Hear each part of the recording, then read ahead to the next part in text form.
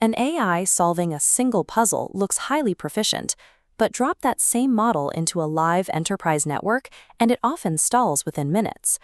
This graph plots AI performance on isolated, capture-the-flag cybersecurity tasks. The trend line clearly shows models crossing an 80% success rate. On paper, it looks like these systems have mastered network penetration. But these single-task challenges measure a completely different skill set. An isolated puzzle requires no long-term state tracking, no navigating through dense network topologies, and no error recovery when a specific exploit fails. Real offensive operations require chaining dozens of heterogeneous tasks across continuous, noisy environments. A high score on a static benchmark tells us very little about a model's capacity to navigate an actual target network. To measure continuous execution, researchers built the last ones, a 32-step simulated network attack. The AI begins at an external entry point. From there, it must autonomously map internal segments, escalate privileges, and work its way down to the final objective, extracting sensitive data. They also built a second environment called Cooling Tower, which is a 7-step attack targeting the physical control systems of a simulated power plant. When 7 different frontier models were run through these ranges, the data revealed a shift. Progress through these complex environments is no longer strictly bound by the custom tooling or scaffolding built by human operators. Instead, offensive capability now maps to a predictable scaling phenomenon, driven by 2 measurable technical inputs. The first input is generational architecture. This measures how successive models improve over calendar time. The second input is inference time compute. This is the raw number of tokens the model is allowed to spend during a single operation.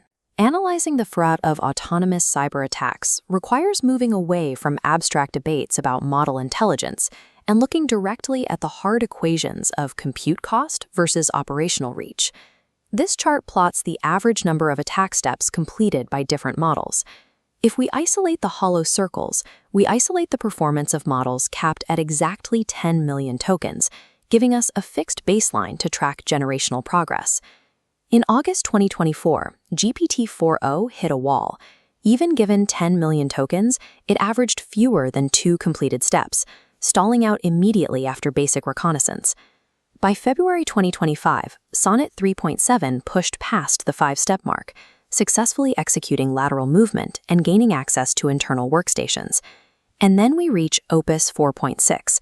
Kept to the exact same 10 million token constraint, it averages nearly 10 completed steps.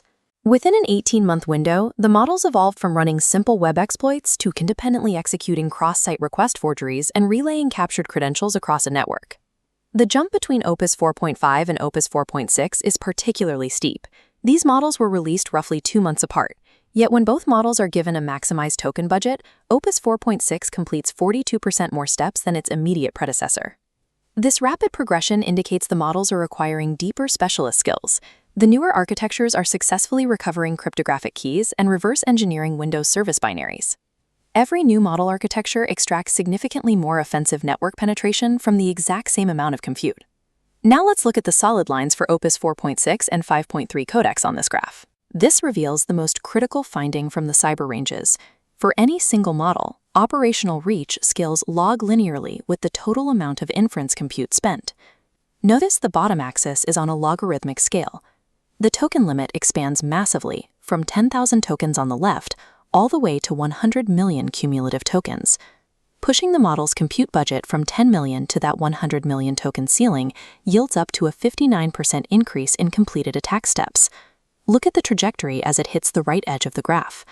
The scaling curves show no signs of plateauing at these tested limits.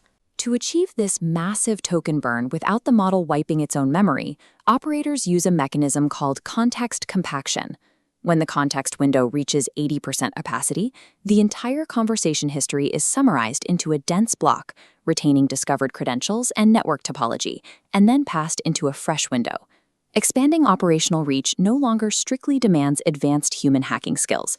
If a threat actor wants to push an attack further, they simply need the financial resources to buy more compute. We can pinpoint exactly where current models hit capability walls by looking at this heat map.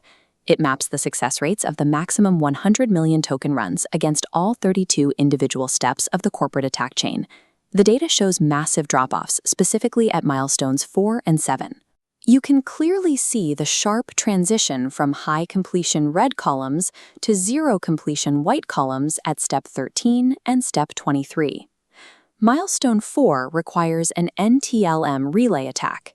To pass this barrier, the AI must perfectly coordinate multiple concurrent processes, intercepting and forwarding Windows network credentials in real time. Opus 4.6 was the very first model to reliably orchestrate this concurrent process barrier and push through to the later stages. However, the results look entirely different on the industrial control system range. Here, average completion rates across all models plummeted to near zero. This diagram outlines the cooling tower attack path. The human-designed route relies heavily on standard web application exploitation to compromise the interface and gain remote code execution in steps 1 through 3. But the AI models completely bypassed these human-designed web exploitation steps. Instead of exploiting the web app, the models used raw network traffic analysis to directly probe the proprietary protocol running on the controllers, deducing the structure well enough to read memory directly. Humans do not naturally use this approach. This is a machine-native tactic, demonstrating an instinct to bypass expected sequential logic and attack the interface structurally. While current models struggle deeply with physical industrial environments, their tendency to invent novel execution paths makes their future operational capability highly unpredictable. If a human expert attacked this corporate range, completion would take roughly 14 hours. The furthest Opus 4.6 run completed 22 steps, equivalent to 6 hours of human labor. At linear scale, that 100 million token run costs exactly $80. The systems are not yet achieving full end-to-end completion. The models suffer from long-horizon information tracking errors, occasionally dropping critical context during compaction cycles. They also lack the highly specialized knowledge required to execute the late-stage supply chain manipulation and backdoor deployment in a continuous integration pipeline. But the underlying equation has shifted. Scaling extended offensive operations is transitioning from a human talent bottleneck to a strictly financial compute allocation problem. Returning to the scaling graph, we see two phenomena driving capability: generational leaps multiplying the value of log linear compute. The data stops at 100 million tokens. If pushed into the 1 billion token range, the trend lines project continued upward progression. That 22-step completion run was achieved using a standard setup. It required zero custom cyber scaffolding, zero tailored tooling, and zero human intervention. The models fail at specific, specialized bottlenecks. If a moderately skilled human operator intervenes only at those junctures, they can use the AI to drastically accelerate the rest of the operation. High scores on static benchmarks are lagging indicators. They mask how these models actually perform when given a long leash and a large token budget. The barrier to full operational autonomy is actively eroding.